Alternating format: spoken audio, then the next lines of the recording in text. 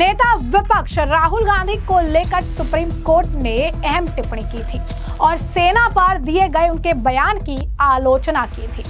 Supreme court ने जिसके बाद पूछा था कि आखिर राहुल गांधी को कैसे पता है कि भारतीय जमीन पर चीन ने कब्जा कर लिया था।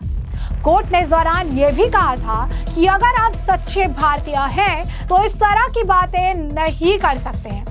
इस मामले में अब उनकी बहन और सांसद प्रियंका गांधी वाड्रा का रिएक्शन सामने आया है। भारत और चीन की सेनाओं की झड़प को लेकर कांग्रेस सांसद राहुल गांधी ने 9 दिसंबर 2022 को दिए गए बयान पर राहुल गांधी की बहन ने प्रतिक्रिया दी है। राहुल गांधी ने दावा किया था कि भारत की जमीन पर चीन ने कब्जा कर लिया है। इसे ही लेकर उनके खिलाफ मानहानि का मुकदमा दर्ज हुआ था।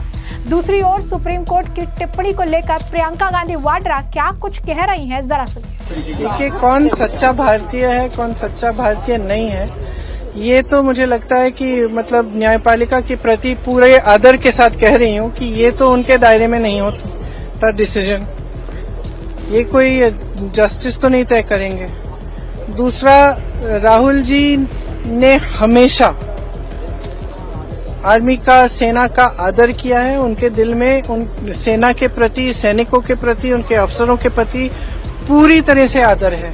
और हर भाषण में जब भी बोलते हैं, जब भी उनका हम कुछ भी भाषण या कोई भी टिप्पणी सुनते हैं, उसमें वो आदर बहुत स्पष्ट दिखता है। जो लीडर ऑफ ऑपोजिशन होते हैं, जो नेता प्रतिपक्ष हैं, उनका जो कर्तव्य है वो ये है कि सरकार से सवाल पूछना। ठीक है, ये उनका कर्तव्य है, तो वो अपना कर्तव्य निभाते हैं। जब सरकार से सवाल पूछते हैं, उनको पसंद नहीं है, वो जवाब नहीं देना चाहते, इसलिए ये सब चीजें वो कराते हैं। सही, बहुत स्पष्ट बात है। अभी सदन नहीं चल रहा है, कितने दिनों से नहीं चल रहा है, और मैं सोच रही थी कि कितना मुश्किल है। सबसे बात करें, कह दें, हम चर्चा कर लेंगे। कितना मुश्किल है सदन को चलाना। क्या इतने दुर्बल हो गए कि इनसे सदन ही नहीं चल रहा है अब, कि रोज हमको ये करना पड़ रहा है क्योंकि एक बात पे चर्चा नहीं करना चाहते। क्यों नहीं कर सकते चर्चा? ऐसा यार पूरे देश भर में करा रहे हैं, पूरे देश भर का मुद्दा है, बात करिए।